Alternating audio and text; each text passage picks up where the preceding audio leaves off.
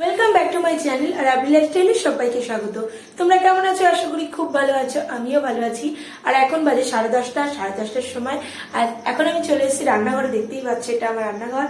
তো এখন রান্না করব। আর আজকে যেহেতু বিকেলের দিকটা তোমরা তো দেখেছো যে ফুলবাগানে গেছিলাম। এটা হলো চাপড়া বলে, চাপড়া একটা জায়গা, তো সেখানেই গেছিলাম। আর সেখানে গিয়ে একটু লেট হয়ে গেছে, তো কাজ করে আসলে একবারে, সেই জন্য লেট হয়ে গেছে। আর একটা আমার ননদের বাড়িতে গেছিলাম, তো যদিও বা দেখানো হয়নি তোমাদেরকে, ওটা পিসি শাশুড়ির মেয়ের বাড়ি, বড় মেয়ের বাড়ি, তো ওখান দিয়ে আসলাম, সেই জন্য একটু ঢুকে দেখা করে এলাম আর কি। তো যাই হোক, আজকে আমি রান্না করব একটা দারুণ রেসিপি, সেটা হলো ব্রোকলি দিয়ে, পনির দিয়ে আর ক্যাপসিকাম দিয়ে সবকিছু দিয়ে করব। আর পেঁয়াজ, রসুন, আদা সবকিছুই সঙ্গে থাকবে। তো চলো দেখে নাও আজকের আমার রেসিপিটা। এখানে আমি ব্রোকলি গুলো কেটে রেখেছি, দেখতেই পাচ্ছ, কেটে ধুয়ে রেখেছি।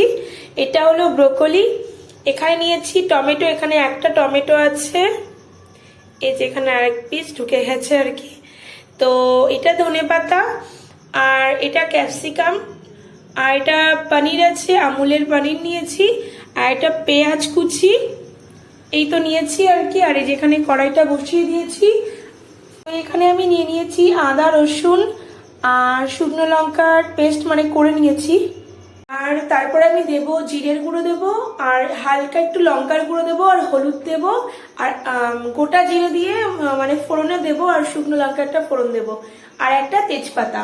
তো চলো, আর কমেন্ট বক্সে অবশ্যই লিখে জানিও তোমাদের রেসিপিটা কেমন লাগলো, আর বাড়িতেও বানাবে, আশা করি অনেক ভালো লাগবে তোমাদের।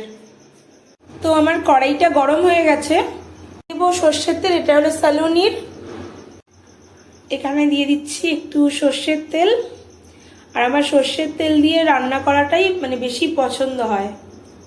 তোমরা চাইলে সাদা তেল দিয়েও অবশ্যই করতে পারো, ওটা দিয়েও ভালো লাগবে, কিন্তু আমার সর্ষের তেলে খেতে বেশি মজা হয়। এই যে আলুটা দিতে আমি ভুলে গেছিলাম, এখন আবার কেটে নিলাম। একটা আলু আছে এখানে, আর এখানে কিন্তু একটা ব্রোকলি আছে। তো আমার তেলটা প্রায় গরম হয়ে গেছে, এখন দিয়ে দেবো আমি ব্রোকলিগুলো।